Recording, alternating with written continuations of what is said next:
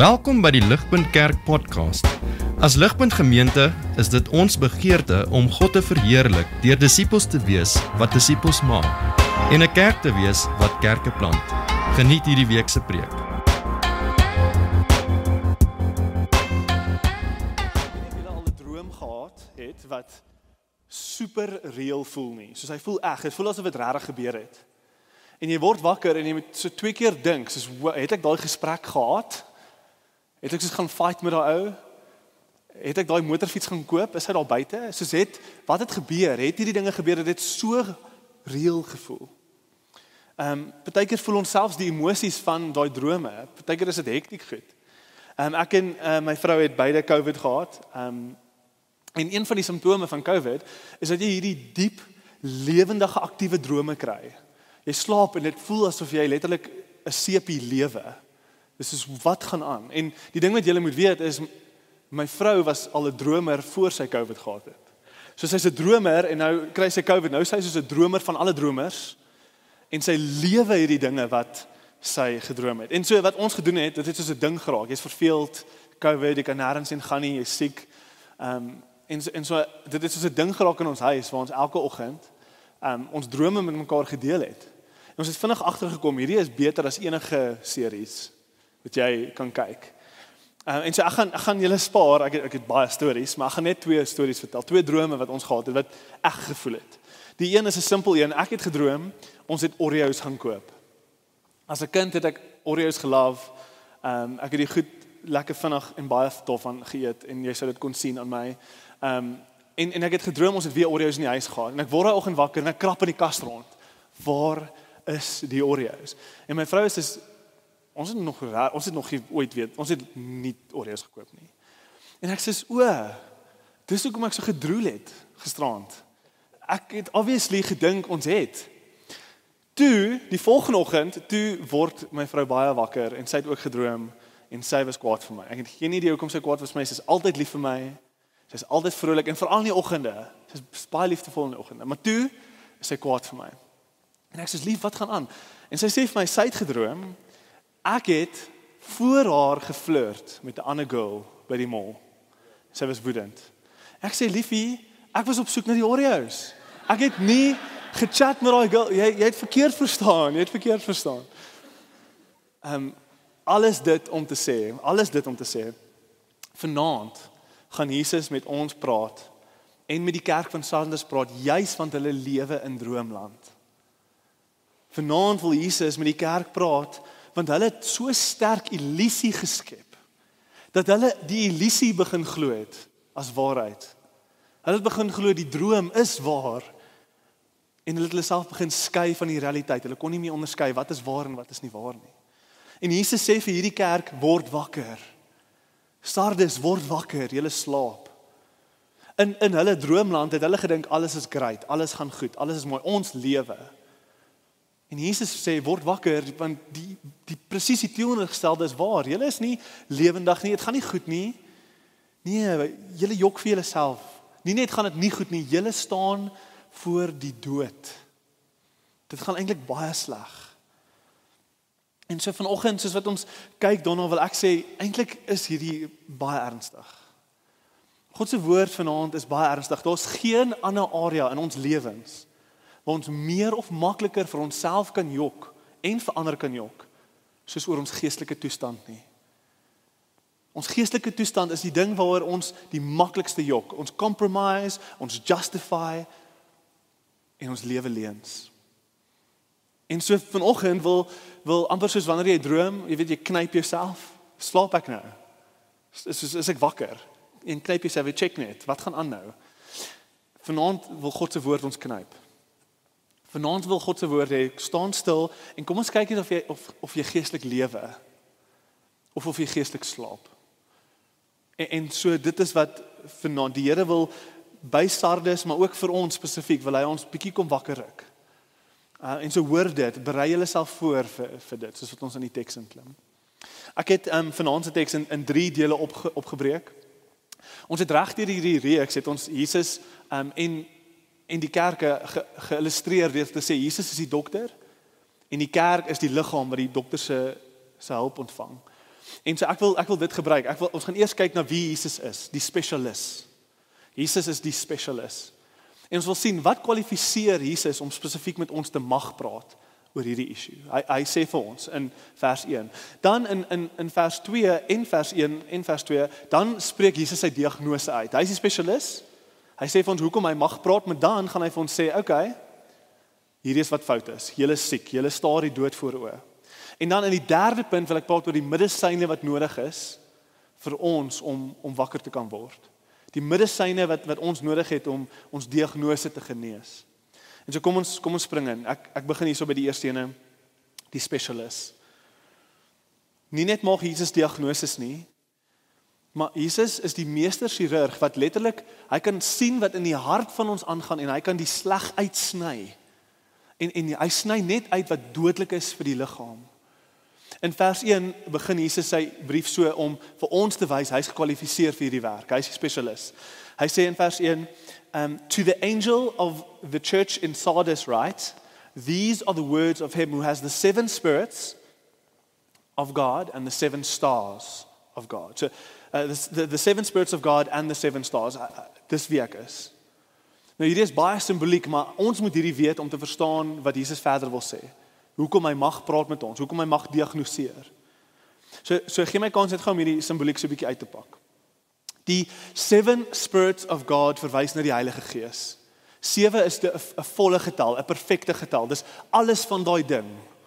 En so Jesus sê, hy het nie bietjie van die Gees nie, alles van die Gees sit by Jesus.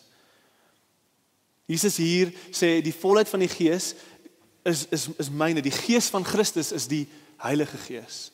En dit is by hom. En hy is in beheer daarvan. Maar dan sê hy nie net hou hy die Heilige Gees in sy besitting nie, hy hou ook die 7 sterre van die kerke in sy besitting. Wat is die 7 sterre? Hierdie is tipiese Openbaring taal, is baie simboliek. In Openbaring 1 vers 20 het ons gesien die 7 sterre is die 7 engele van die kerke. Hoe is daar engele by kerke? Wat gaan daaraan? 'n Engel in Openbaring, hierso spesifiek die engele van die kerke, write to the angel of the church of Sardis, to the angel of the church of Ephesus. So gaan die hele stukkie gaan so van elke kerk. 'n Engel is bloot net 'n boodskapdraer. So dit verwys eintlik na die leiers van die kerke. Die leiers van die kerke is die ouens wat week na week die boodskap van God oordra aan God se mense. En so hierdie briewe is geskryf en gepen vir die leiers van die kerke. Hulle is die 7 sterre, die engele van die kerke. En so wat Jesus hierso sê is ek hou die krag van die Gees, die krag en julle leiers, ek hou hulle vas. Wat Jesus hierso sê is alles wat julle nodig het, kerk, Sardis, Ligpunt, alles wat julle nodig het vir lewe, hou ek vas. Dit beteken Jesus kan die ligte afsit as hy wil. Hy is die Eskom, okay? Hy kan die ligte afsit as hy wil. Dis 'n dreigement, maar 'n saggies dreigement wat Jesus hier aan die kerk wil maak om seker te maak hulle maak duidelik nie genoeg staat op Jesus nie. Hulle maak so nie staat op Jesus nie. Hulle het vergeet waar die krag lê. Hulle het vergeet wie het die Heilige Gees. Hulle het vergeet wie hou hulle leiers vas. Alles wat nodig is vir 'n gesonde kerk hou Jesus in sy besitting. Die enigste ding wat krag en lewe kan bring vir 'n kerk wat die dood voor oë staar. Enigste ding wat lewe kan bring waar daar dood is die Heilige Gees. Dis nie die Heilige Gees nie. Jesus sê ek het dit. Daai krag lê in my hande. En so ook die leiers wat ons kerke bestuur en lei, my geestelike veiligheid. Die Here sê hy hou dit vas. Ek dink aan Petrus in Lukas 22. Jesus sê vir Petrus, Satan wil jou sif. Maar ek het vir jou gebid sodat jou geloof nie in mekaar sal val nie. Dis so iets. Dis wat Jesus hierso sê. Hy sê as julle leiers in julle oë te belangrik is, as julle leiers idolatry, julle sit hulle op 'n pedestal, hulle is alles, hulle is amazing. As julle te veel dink julle leiers kan vir julle gee net wat Jesus vir julle kan gee, dan sê die Here hierso julle maak 'n groot fout. Alles vir 'n gesonde kerk lê by my, die krag van die Heilige Gees en die gesondheid van julle leiers. Ek bid vir julle leiers, sê Jesus, sodat hulle nie mekaar sal verstort nie. En so, dis Jesus, hy sê, dis wie ek is. Ek is gekwalifiseer om nou met julle te praat oor wat regtig aangaan in julle kerk. Want die krag lê by my. En so dis Jesus die spesialis. Wat is dan die diagnose? Tweede punt. Wat is Jesus se diagnose? Wat sê hy dan as die spesialis vir die kerk? In vers 1 het ons gelees, I know your deeds, I know your works. You have a reputation, Sardis, of being alive. But you are dead. Dis Jesus se diagnose. Die sleutelwoord hierso is reputasie. Okay, ons moet verstaan reputasie. Daai is 'n ontsettende belangrik woord. Al die geskiedkundiges, verskoon my, al die geskiedkundiges wat skryf oor Sardis, sê dat Sardis was die senterpunt van glorie en rykdom. As 'n stad wat geassosieer was met verskeie Griekse konings. Dit was nie net nog 'n stad nie, dit was die stad. Almal wou in Sardis gaan bly. Maar toe hierdie in die eerste eeu toe hierdie brief geskryf was aan Sardis, toe was Sardis maar net 'n skaduwee van wat hy was. Die stad het geld gehad, maar was besig om agteruit te gaan. Omdat Sardis nie meer geografies belangrik was in die Romeinse ryk nie, dinge het verander. Sardis se legendariese reputasie het nie meer ooreengestem met sy werklikheid nie. En so hierdie is die vraag, wat gebeur as jy lewe in die glorie van die verlede? Wat gebeur as jy vashou aan 'n reputasie wat was, maar nie meer is nie? Die antwoord is, jy dink jy lewe, maar jy is dood. Die antwoord is, jy begin lewe in droomland. Jy begin vir jouself 'n illusie skep van die verlede, want dit is te moeilik om die realiteit te face. So kan julle sien hoekom Jesus se woorde so skerp is, want hierdie het nie net die stad se geskiedenis in ag geneem nie, maar hierdie was duidelik besig om in die kerk ook te gebeur. Ons lewe, ons het 'n reputasie, maar ons is eintlik dood. So hoe sou hierdie gelyk het? Dink net gou saam met my, dag tot dag in die kerk se lewe, hoe sou hierdie gelyk het? Julle lewe, maar julle is dood, okay? Ek glo in die dag tot dag lewe van hierdie kerk sou dit gelyk het soos dalk baie soos in Pretoria vandag. Almal is Christene. Almal sit 'n goeie lewendige vertoning op van wat dit beteken om 'n Christen te wees. Hulle almal sou kerk toe gegaan het. Hulle almal sou uit hulle pad uit gaan het om te help en om by hulle buurman uit te kom. Hulle almal sou nagmaal gebruik het. Hulle almal sou Bybelstudie toe gaan het. Hulle almal sou dalk hulle hande opgesteek het in die lig. Mooiste gebede gebid het, die aktiefste persoon in die kerke gewees het. Onthou, hulle het 'n goeie reputasie gehad. Mense het gesê, "Jy Sardis, wow, daai mense by Sardis, wow." Hulle het 'n goeie reputasie gehad. Hulle het 'n naam gehad. 'n Naam wat hulle wou onderhou. Die kerk in Efese, byvoorbeeld, sou gesê het, "Ja, ek wens ons was soos die kerk in Sardis." Het jy gesien hoe lewendig is daai kerk? Ek wil soos die kerk in Sardis wees. Ek noem juist Efese, want daar's eintlik 'n paar interessante ooreenkomste. Jesus spreek dieselfde woorde uit vir Efese van sy identiteit. Ek is die een wat in die midde van die sterre staan. Ek hou die kerke vas. Dieselfde woorde wat Jesus sê aan Efese, sê hy eintlik aan Sardis. Daar's baie ooreenkomste, maar daar's ook 'n belangrike verskil. In Efese was daai kerk in hoofstuk 2 hoofstuk 2. Hulle is die kerk, hulle is teologies skerp. Hulle kan 'n valse leraar van 'n myl af ryk en sê nee, ons weet jy's nie van Jesus af nie. Maar hulle het hulle eerste liefde verloor. Hulle het geen verhouding gehad met God nie. Al die teologiese kennis in die wêreld en geen verhouding, geen liefde vir God nie. Dis Efese, maar Sardis, hulle het nie staat gemaak op hulle teologiese kennis nie. Nee, Sardis, hulle het gelyk soos daai lewendige kerk en hulle het staat gemaak op hulle reputasie. Ja, maar ons lewe. Dinge gaan goed hier by ons. Sardis was 'n kerk waar die meerderheid van die mense baie besig gelyk het vir God. Baie lewendig gelyk het vir God. Hulle samekomste, alles was lewendig, dit was besig.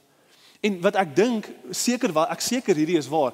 Hierdie goeders was 100% waar van Sardis ergens in hulle verlede. Maar ergens het iets fout gegaan. Ergens het dit 'n vertoning geword. Dit was nie meer waar nie. Dit was nou net, dit lyk so. Dis die probleem. Dis die woord wat ons moet vang. Hulle lyk besig.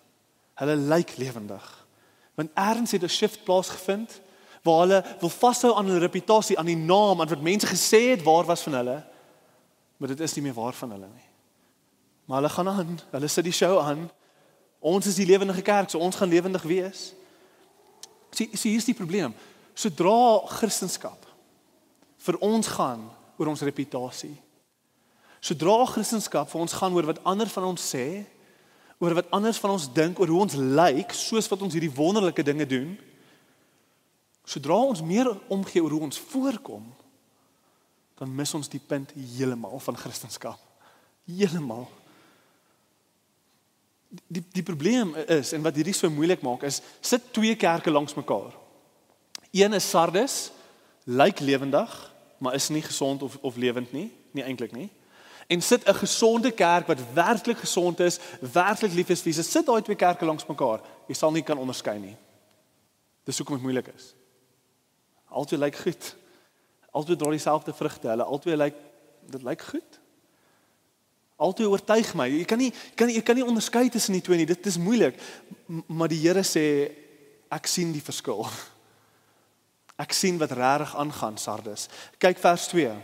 Jesus sê, al lyk hierdie twee kerke presies dieselfde, selfde goeie werke. Jesus sê, for I have not found your works complete in the sight of my God. Julle lyk dalk dieselfde, maar ek sien dit julle werke, al lyk dit soos hierdie goeie kerk, dis nie volledige werke nie. Vat nog 'n voorbeeld. Sit twee Christene langs mekaar. Een gee net om oor sy reputasie. Een wil goed voorkom, maar sy hart is nie daar nie. Die ander ene is regtig lief vir Jesus. Regtig lief vir Jesus en sy liefde vir Jesus loop oor in vrugte van die Gees. Sit daai twee Christene langs mekaar, hulle lyk presies dieselfde. Kan nie onderskei wie waar hulle lyk, beide van hulle nooi hulle buurman kerk toe. Of hulle student maatjie kerk toe, beide van hulle lees hulle Bybel, beide van hulle. Maar die Here sê, een van julle dade is nie volledig nie.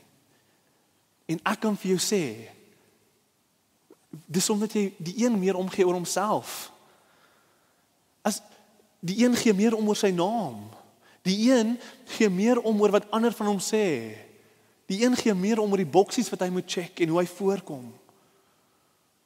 Liewers as waar sy hart behoort te wees soos wat hy daai dinge doen. Jou dade is nie volledig nie. Ligpunt, ek kan vir julle nou sê, die versoeking vir hierdie is 'n term wat redelik populêr is deesdae, optics. Optics, hoe lyk dinge? Soos dat iemand instap, hoe lyk dinge? Optics. Hierdie, kan ek vir julle sê, is 'n massiewe versoeking. Nie net in ons lewe as individue nie, maar veral in kerke. Hoe lyk dit? Maak nie saak wat die waarheid is nie, maak nie saak wat regtig die binnekant aangaan nie. Nee, branding. Is ons logo oral? Weet mense, hulle is in Ligpunt as 'n gebou? Is ons banners uit? Is ons koffie lekker? Is ons leiers charismaties en cool en kwaai en lekker ouens? Hoe lyk dit? Hoe ervaar mense ons? Maak nie saak wat regtig aangaan in die kerk nie. Nee, optics. Maak nie saak oor, eintlik gaan dit oor wat mense, dit is 'n huge ding, veral in 'n wêreld van Instagram en social media. Ons lewe in 'n kultuur wat absoluut oorloop van mense wat foto's post van hulle vakansies, maar eintlik val hulle huwelike mekaar in. Ons lewe in 'n kultuur waar alles gaan oor hoe lekker jy lyk, hoe gelukkig jou familie lyk, maar ag, dit maak nie eintlik saak wat regtig in jou huis aangaan nie, of in jou lewe aangaan nie. Hierdie is 'n verskriklike ding in ons kultuur. En dis in die kerke vandag. En ons moet dit sien. Jesus praat met ons.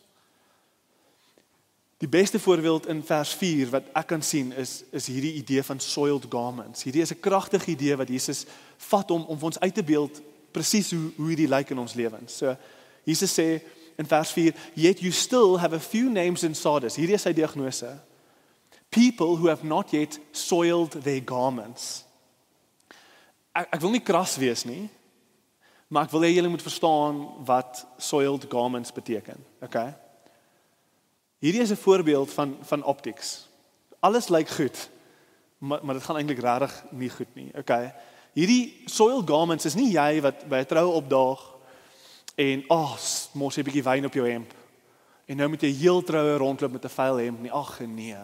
Dis nie dit nie. Okay. Soiled garments is meer soos jou maag werk en jy het nie betyds by die badkamer uitgekom nie.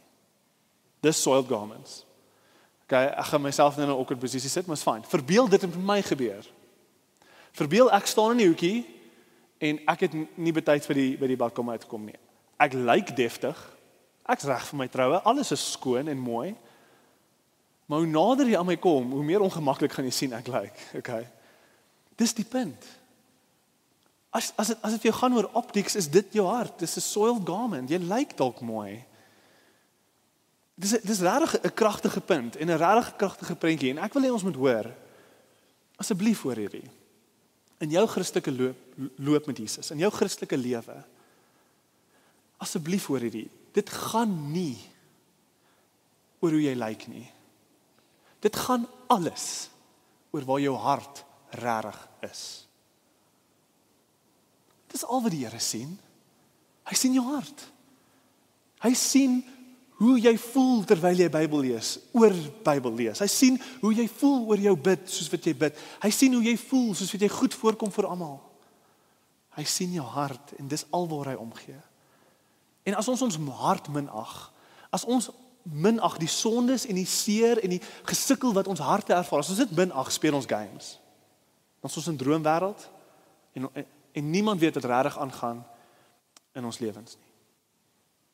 Ons mag mooi lyk aan die buitekant, maar ons het soiled garments. Dis Jesus se diagnose. Julle lyk lewendig, Sardes, maar julle is dood. So wat is die medisyne? Wat is die medisyne? Die medisyne sien ons is in vers 2 al die pad tot by vers 5. Hierdie is 'n redelike stukkie wat ek nou wil tackle. In vers 2 tot vers 5, dink gou Dischem, okay? Jy gaan dokter toe en die dokter gee vir jou 'n voorskrif en op daai voorskrif is daar een ding. Daar's gewoonlik 'n lysie goeders wat jy moet doen. En Jesus gaan dieselfde doen. Hy gaan vir ons medisyne gee om ons te red. Om ons wakker te maak uit die dood uit waarin ons slaap. Maar dis 'n lysie goeders. So wat Jesus hier doen is hy gee vir ons 2 opdragte, 'n waarskuwing en 2 bemoedigings. En hy sê dit is jou medisyne. Dit is jou medisyne. So dink lysie, dink 'n paar goeders en ons gaan so 'n bietjie tyd hier spandeer. Ons gaan eers kyk na vers 2 en 3, die opdragte en die waarskuwing, en dan gaan ons kyk na die bemoediging. So kom ons begin daarso, vers 2 en 3. Hier is die eerste opdrag, wake up. En die tweede opdrag, strengthen what remains and is about to die. For I have found your deeds unfinished, incomplete in the sight of my God. Remember therefore what you have received and heard and hold fast to it. En dan die tweede helfte van vers 3, dis die waarskuwing. But if you do not wake up, I will come like a thief, and you will not know at what time I will come to you. So 2 opdragte en 'n waarskuwing. So die eerste opdrag is word wakker. Die liefdevolle ruk en pluk van Jesus aan jou kraag. Word wakker, jy slaap. Die eenvoudig gestel wat Jesus hierso vir ons sê is, gaan ons, nou dat ons weet wat aangaan in ons harte, ons het die diagnose gehoor, gaan ons nou eerlik wees oor waar ons regtig is in ons geloofslewe. Gaan ons wakker word. Gaan ons eerlik wees oor waar ons harte regtig is. Ons het alles nou op sy gesit. Nee, wat gaan in jou harte aan? Of gaan ons aanhou maskers dra? Gaan ons aangaan in droomland? In kerke vandag en in ons lewens is hierdie belangrik. Ons almal weet wat dit beteken om 'n Christen te wees. Ons ken die taal, al daai dinge. Wat Jesus nou vra, word wakker is, hoekom doen jy dit? Hoekom doen jy al hierdie wonderlike goedjies wat jy doen? God se woord wil jou knyp nou en sê, word wakker, knyp en vra jouself, wat is jou motiewe? Wat gaan regtig in jou hart aan? Doen jy dit want dis maar net nog altyd hoe dit was? Mamma en pappa was Christene, my vriende is in die kerk, so ek moet maar net kerk toe kom. Doen jy dit want jy is bang mense gaan praat? Doen jy dit want jy probeer deur hier te sit, jouself te probeer oortuig, ja, ek's 'n goeie Christen, kyk alles wat ek doen. Doen jy dit want jy dink God gaan jou verwerp as jy dit nie doen nie? Al hierdie redes is aandag op die self, nie op God nie. En dis 'n hart wat homself probeer red. Dis 'n hart wat sê ek gee meer om oor ander mense van my dink, oor my reputasie as wat ek eintlik omgee. Oor 'n ware veranderde hart wat lief is vir Jesus en vrugte van die Gees dra. Die subtiele een wat my hart getref het, soos wat ek geworstel het met hierdie woord. Die subtiele een is dat, en so gee my net 'n kans, ek wil dit verduidelik. Die subtiele sonde en versoeking wat oor Christene se pad kom, is hierdie idee van ons almal in ons koppe weet wie ons wil wees. En ons doen goeders om daai persoon te mag wil wees en ons probeer daai persoon wees. En dan saam met dit is daar wie mense sê ons is, soos wat ons daai dinge probeer doen. Maar daar's ook in ons almal wie ons regtig is. So daar's wie jy probeer wees en wie mense sê jy is, en dan's daar die sondige self. Die selfsugtige persoon wat daar diep binne jou lewe, en dis wie jy regtig is. En hoe langer jy 'n Christen word, hoe meer kom hierdie versoeking wat ek nou na wil verwys. Soos jy aangaan in jou Christelike lewe, soos jy begin, wat gebeur is, jy begin meer en meer besef, ek is nie die persoon wie ek wil wees nie. Ek is ook nie die persoon wie mense sê ek is nie. Ek is eintlik 'n baie sondige, selfsugtige persoon. Jy begin dit meer en meer besef. Jy begin besef, ek is nie altyd die vrygewige een nie. Ek is nie altyd die diensbare een nie. Ek is nie altyd die betroubare een wat altyd kerk toe kom nie. Eintlik is ek in baie seisoene is ek die selfsugtige een. Jy begin besef, ek doen hierdie vir myself. Ek gee meer om oor wat ander van my dink as wat my hart regtig in hierdie ding is. En jy begin agterkom, die sondige self is baie, baie naby aan die oppervlak van baie van hierdie dinge. En wanneer jy dit besef, dan kom die versoeking. Okay? Dan kom die versoeking. Maar ek wil hê mense moet aanhou dink, ek is daai amazing persoon. Ek wil hê mense moet aanhou dink, ek is die diensbare een. Ek is die sterk een. Ek is die goeie man, die goeie vrou, die goeie student. Ek wil hê mense moet dit aanhou dink, maar my hart match nie. So wat gaan jy doen? Wat begin jy doen? Wat is die versoeking? Ek gaan dit net bietjie fake. Ek gaan dit aangaan. Ek weet hoe om dit te doen. Ek doen dit pretty goed. Dit was waar van my, so dis maklik. Ek kan dit aangaan. Ek gaan dit net bietjie fake. My hart hoef nie daar te wees nie. My reputasie is belangriker. Wat mense vir my sê is belangriker. Ek wil die hardwerkende een bly wees, al wil my hart nie hard werk nie. En sodra ons dit doen, het ons gejok vir onsself. Sodra ons dit doen, beland ons in droomland, en beland ons in 'n plek waar jou hart self gefokus is, en jy beland in 'n plek waar jou geloof keeping up appearances is. Jy begin lewe in geheimsinnigheid, want jy kan nie vir mense sê nie. Jy kan nie vir mense sê wat regtig in jou lewe aangaan nie, want jou hele geloof draai nou om keeping up appearances. Dis nie dat jy direk jok vir mense nie, dit gaan meer oor wat jy nie sê vir mense nie. Dit gaan meer oor wat jy nie sê vir mense. En dan selfs dit, soos wat jy verder in daai pad afgaan in hierdie droomwêreld, dan begin jy eintlik besef, jy voel geestelik dood en droog en ver van God af. Jy kan nie bid nie, jy wil nie bid nie, jy wil nie Bybel lees nie, en jy wil nie kerk toe gaan nie. Jou aan, maar jy is moeg, en jy is geestelik dood, presies soos wat Jesus gesê het hierdie kerk is. Jy is geestelik dood. Jy lyk lewendig, maar jy is geestelik dood. In Johannes wat Openbaring gepen het, pak hierdie uit, in 1 Johannes, 'n brief wat hy geskryf het aan die kerke, in 1 Johannes 1 vers 5 tot 9, hoor hoe kragtig is hierdie woorde wat Johannes skryf. Hy sê, "This is the message we have received from him and proclaimed to you, that God is light, and in him is no darkness at all. If we say we have fellowship, we have relationship with him, while we walk in darkness, we lie, and we do not practice the truth. But if we walk in the light, as he is in the light, we have fellowship with one another." Verhouding met mekaar. Ek is reg voor God, so ek kan reg wees met my medemens. Ek kan eerlik wees oor waar ek regtig is met my boeties en sissies. We have fellowship with one another. And if we walk in the light, the blood of Jesus cleanses us. Dink aan soiled garments, vuil klere, Jesus was skoon. Daai skaamte en vuil gevoel van, my hart is vuil, daar gaan dinge aan. Jesus sê, I will wash you clean, cleanses you from all sin. If we say, as ons terug gaan donkerte toe, if we say we have no sin, we deceive ourselves and the truth is not in us. Ek's okay. Dit gaan goed, ek lewe, ek's 'n goeie Christen. If we say we have no sin. Maar hier, vers 9, if we confess our sins, as ons in die lig inkom, ons bely ons sonde, ons sê wie ons regtig is in ons harte van harte. Hierdie is die belofte, hierdie is die goeie nuus. He, Jesus Christ, He is faithful and just to forgive our sins en via cleanse us from all unrighteousness. Jesus wil hê ons moet wakker word. En dit beteken ons moet eerlik wees oor wie ons regtig is, ons moet in die lig inkom. Jesus kan nie werk met ons trots wat vashou aan 'n illusie van 'n ou self wat dalk amazing was, maar nie meer is nie.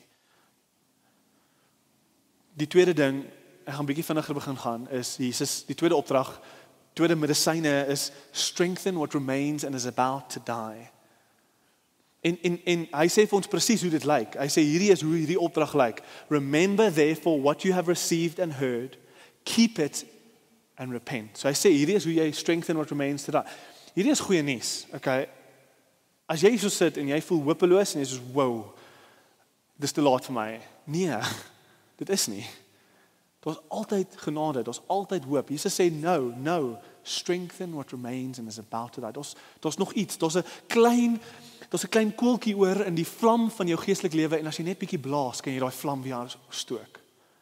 Moenie nou opgee nie, daar's hoop, daar's kans. Hierdie is hoe jy dit moet doen. Hierdie is hoe jy daai vuur weer aan die gang kan kry. Remember therefore what you have received, keep it and repent.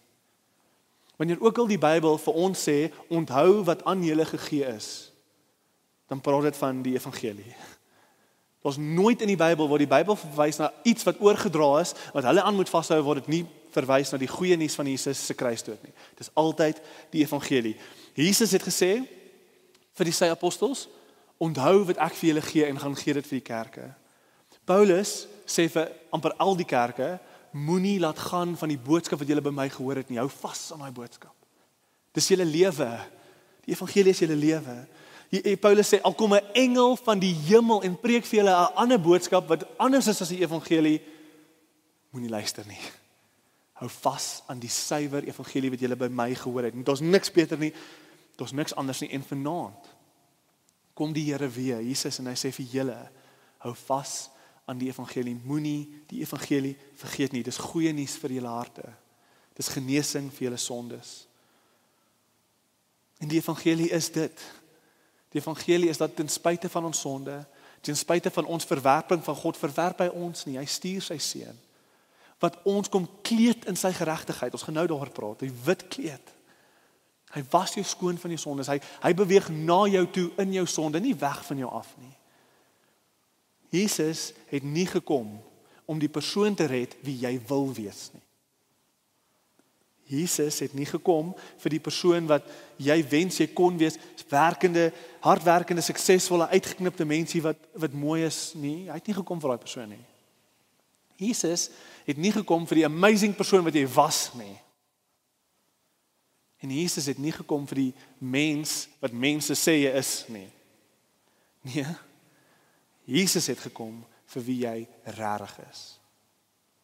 Vir die diep, sondige, selfsugtige self wat onder alles lê. Daai persoon wat jy wegsteek en vanaf probeer weghardloop. Hy het gekom om daai persoon te red en verlos van sonde. Dit is wie hy soek. Jesus sê hierso, Sardes, ligpunt, sal jy vashou aan die evangelie en bekeer? Dis eintlik maar hoe ons wakker word, nê? Ons word wakker deur te bekeer van ons sondes. Ons sê, okay, ek het 'n leuen gelewe en Here, hardop voor God, jy bid. Ergens in die privaatheid van vanaand of môreoggend of in hierdie week moet jy ergens bekeer. Jy moet sê, Here, ek het 'n leuen gelewe. Ek het voorgekom as hierdie persoon wat hierdie amazing goeders doen, as iemand wat lief is vir Jesus, maar my hart is nie meer hier nie. Here, ek is jammer ek het gelieg. Ek is jammer ek het 'n game gespeel, ek is jammer ek het droom. Ek is jammer, Here, en dan draai jy weg. Jy sê, Here, ek draai. Bekering is draai, nê? Ek draai. Here, asseblief red my. Sal U weer opnuut my kom red en die evangelie kom lewendig maak in my lewe? Sal U my weer hierdie genade kom gee, hierdie liefde kom gee? Sal U kom doodgaan en my vergewe vir wie ek regtig is? Hierdie is wie ek regtig is. En dan om dit te aanvaar, hy kleed jou in sy geregtigheid. Daar's soveel dinge wat ons in die geheimsinnigheid van ons hartjies doen. Maar bekering moet 'n hardop ding wees voor God, in God se teenwoordigheid, ergens in die privaatheid van jou week. Hou vas aan die evangelie en bekeer. Sê jammer en aanvaar weer vergifnis. Dit is so belangrik, ons sien dit oral in die Bybel. Dan kom die waarskuwing, né? So ons het nou 2 opdragte gedoen, hierdie is die medisyne. Nou kom die waarskuwing. Wat as ons nie hierdie doen nie? Jesus sê hy gaan soos 'n dief in die nag kom. As ons nie hierdie woorde ernstig opvat nie. Hierdie woorde verwys nie eintlik eerstens na Jesus se wederkoms nie. Eintlik verwys dit na die dood toe. Dit verwys na die dood toe wat onverwags lê en wag vir ons almal. Nader aan ons as wat ons ooit besef. Vanoggend toe ons kerk toe ry, sien ek 'n karongeluk. Die ambulans was nog eers daar nie. Daar was 'n klomp mense, maar die ou het letterlik op die pad gelê.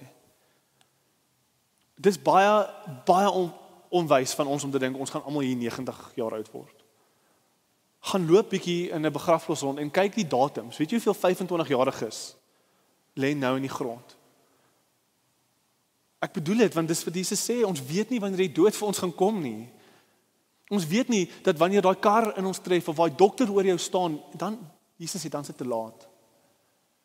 Hy gaan soos 'n dief in die nag kom, jy gaan nie weet nie en dan gaan jy voor die troon van God staan en jy gaan moet verduidelik en jou leuns gaan jou uitvang. Jou leuns gaan jou uitvang. Vat, dis 'n ernstige, liefdevolle waarskuwing om hierdie woorde baie ernstig op te vat. En ek wil julle aanmoedig, moenie wag nie. Tree in erns op. Moenie die krag van sonde onderskat in jou lewe soos wat jy nou hier so sit nie. Oor 'n week van nou af. Nee, as jy nie hierdie week iets doen met God se woord nie. Oor 'n week van nou af beland jy weer in droomland. Dis hoe erg ons is. Dis hoe maklik ons onsself kan justify en compromise en vir ons kan self kan sê ons is okay, ek is okay, alles is okay. Moenie die krag van sonde onderskat nie. Hoor wat die Here sê. Maar dan kom die 2 bemoedigings. Waarskuwing as jy dit nie doen nie, maar as jy dit doen, 2 bemoedigings. Vers 4 en 5. Lees saam met my. Those who overcome, they will walk with me dressed in white, for they are worthy. The one who is victorious will, like them, be dressed in white. I will never blot out the name of that person from the book of life, but will acknowledge that name before my Father and his angels. Toe ek hierdie lees, te besef ek hierdie is 'n diep begeerte in ons almal se harte. Veral wanneer dit kom by reputasie, ons almal het 'n diep begeerte om skoon gewas te wees. Om nie meer te wil wegkruip en sukkel binne onsself nie. Ons harte wil skoon voorkom. Dis kom ons jok. Ons het 'n diep begeerte om totaal en al skoon te wees. Die eerste bemoediging hier van skoon klere is ongelooflik. Wat dit vir ons sê is dat al kom ons in ons geloofslewe oor en oor na Jesus toe, ons bely ons sondes. Ons bely ons sondes, ons bely ons sondes. Soos wat ons sondes bely, is die belofte hier, die bemoediging hier, dan gaan ons eendag presies daai ding ontvang wat ons so graag soek. Eendag gaan Jesus ons letterlik kleed in die witste, helderste, heiligste klere. En jy gaan totaal en al innerlik skoon wees, buite skoon wees en alles, jou binne align perfek met jou buite. Daar's geen worsteling tussen jou en jouself nie. Jy's eerlik, jy's opreg, jy's skoon, jy's oop.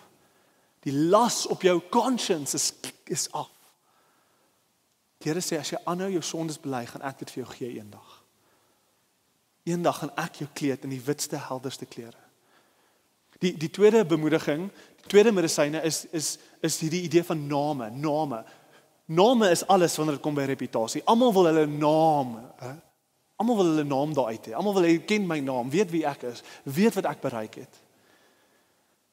Die Here sê hierso, soos wat hy praat oor name, 1 praat hy oor die boek van lewe en 2 praat hy oor ek gaan julle naam uitpasyn voor die hemele en voor almal daarso. Ons gaan verder in hierdie reeks gaan ons moontlik weer 'n kans kry om te praat oor die boek van lewe. So ek gaan nie nou te veel daaroor sê nie. Maar weet hierso, Jesus se beklemtoning hier, Die name wat hy uitvee is 'n heeltemal 'n ander gesprek. Maar wat Jesus hier wil sê is, as jy deurdruk, as jy jou sondes bely, al voel jy hoe vuil of hoe ver, as jy jou hoop in Jesus sit, gaan nie eers hy jou naam van die boek van lewe kan uitvee nie. Dis geloofsekerheid. Hy sê as jou hoop in my is, skryf ek jou naam in die boek van lewe en niemand kan hom uitvee nie.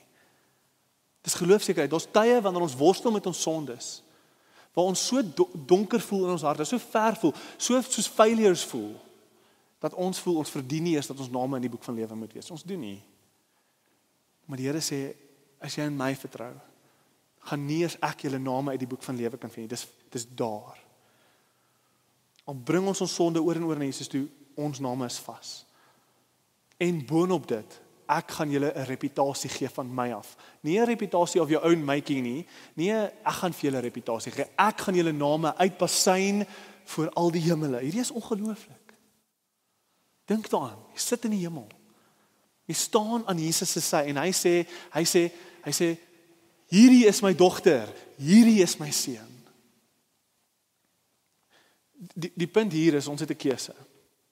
Of ons kan nou in hierdie wêreld ons eie naam verhef, ons eie reputasie bou, ons eie koninkryk bou, en ons kan in die droom lewe van sonde, my hart maak nie saak nie.